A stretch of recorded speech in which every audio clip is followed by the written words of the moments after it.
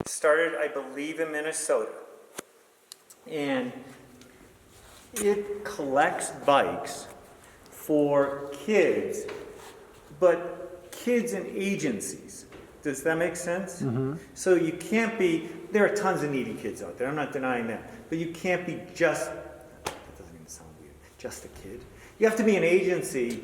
And give you an example, Catholic Social Services, their refugee program is going to get bikes. Girls Inc. is going to get bikes. Santa Fe Public Schools is going to get bikes. So there are a lot of entities that have vied for the bikes. Story Riders, which I think Ruby probably knows Story Riders. Yeah. Yeah, because they do bike rides that are culturally motivated. Mm-hmm. So we did our first year this year. We didn't quite expect this. But this is, you know, sometimes it's a good thing what you get, right? Exactly. So we got, between Santa Fe, Los Alamos, and Albuquerque, we got over 1,200 bikes. Wow. And there's another warehouse similar to this in Santa Fe that I believe, it might be even Home Depot, I don't know what it is. But we are repairing the bikes. And we will provide these bikes for agencies that will provide them for kids. Okay. It's predominantly a volunteer entity. And do I need skilled mechanics? You betcha I do. Everyone that has shown up has been awesome, enthusiastic, incredible. Skill levels has run the gamut. If I can get more on the bike shop mechanics, I'd be really happy in my life. Yeah, I bet. So because we have a limited time, we told, I don't know if I think you know 508. 508 in NMX is one of the founders. And can I say founder? Is Dwayne Kensley the founder? He's our board treasurer, you could say. Okay, your board treasurer, well, her board treasurer donated this spot. yeah. And it was an incredibly gracious thing, and we made a commitment, I think, of being out by the end of June. So we have an ominous task in front of us, and we're trying our best with the resources we have. We have days right now on the calendar. The website is freefb4kids.org. And you go to there and you sign up, and the 2 slots that are open are Sunday, Mondays. I may create another day because I got a tummy ache when I look at the place. So Ben and I are here today because, you know, I wanted to work quietly too. It's very lively when everyone is here. Mm-hmm. Yeah, the past Sunday, Monday, we had 84 volunteer hours. Oh, that's good. We're done. And you can see our cleaners are awesome. Our cleaners, that big pile of bikes right there are clean bikes. Yeah. Our mechanics, we don't have as many mechanics as we need. So the cleaners kind of get ahead of the mechanics. And obviously the cleaners have to spend less time per bike than a mechanic. Right. Yeah. Okay. Cool. So, do you know what's going to happen to the remaining bikes if you can't get them all ready in time to move them out? No.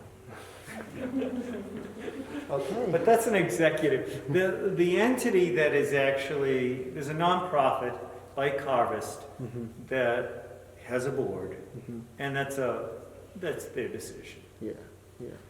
I don't want to say I'm a peon in a big cog, because it's not a big cog, but I still think I'm a little bit below that, answering that question. Right. Matter of fact, Gallup. I found 2 weeks ago. Silver Stallion. He wants to get people on the Navajo Nation Actually, riding. the person who introduced it, And there is no, I don't know if you know this, there's no bike shop on the Navajo Nation. He was like somebody No who bike works- shop in the surrounding somebody who works community. for UPS. So he's kind of using, he's going to get a large section of these bikes too, for the Navajo Nation. Okay. So yeah, we're collaborating with Bikes for Kids, New Mexico. Basically, they got a bunch of bike donations, and they're fixing up to donate them out to the community. And yeah, they got over 500 bikes to donate. So how did you first find out about this, and what made you make the decision to let them store the bikes here while they fix them up? Well, the pandemic's happening, so we kind of open up the space since we're not really using it. And we work with other, that's part of our organizations. We do extreme sports, so we utilize bikes, of course. And I think it's a good means for kids to get active. So I think it's a good combination of what we do and, I don't know, help out the youth, get bicycles. So. Yeah. So Chuck told me that there's over 1,200 bikes here. Oh, yeah. And he said that he's been graciously allowed this space until I believe the end of June. He sounded pretty overwhelmed with the task that he has to get all of these out of there by then. Yeah. What is your guys' plan if he still has a lot of bikes that aren't finished working on, and what's your plan at the end of June? We necessarily don't really have plans like as far as after June, but we're not gonna be using the space anyway. It's kind of unbearable anyway with the temperature once you get in June, like around that time. So I don't know. We'll figure out when we get there. We know a bunch of other nonprofits that utilize bikes that we could, potentially hand off some bikes to them as well. So it just depends. The community's out there, so there's a need, and we'll figure it out, I guess. Okay. And you guys have been considering thoughts of coming back to like a hybrid learning for the students that come to the 508 warehouse. Mm-hmm. What is your guys' plan as of now as to roll out for either hybrid classes or just coming back to using the facility in person for things? Yeah, so we'll basically follow all basic, COVID protocol as far as wearing masks. So anything that, APS is putting into plan as far as rolling out youth getting into buildings, it's kind of how we're going to roll. We're going to limit classes as far as how many are in class. And the majority of our instructors are actually vaccinated, so we're not too worried about our instructors. And some youth actually that I've spoken to are vaccinated as well. So we'll just see how it rolls out.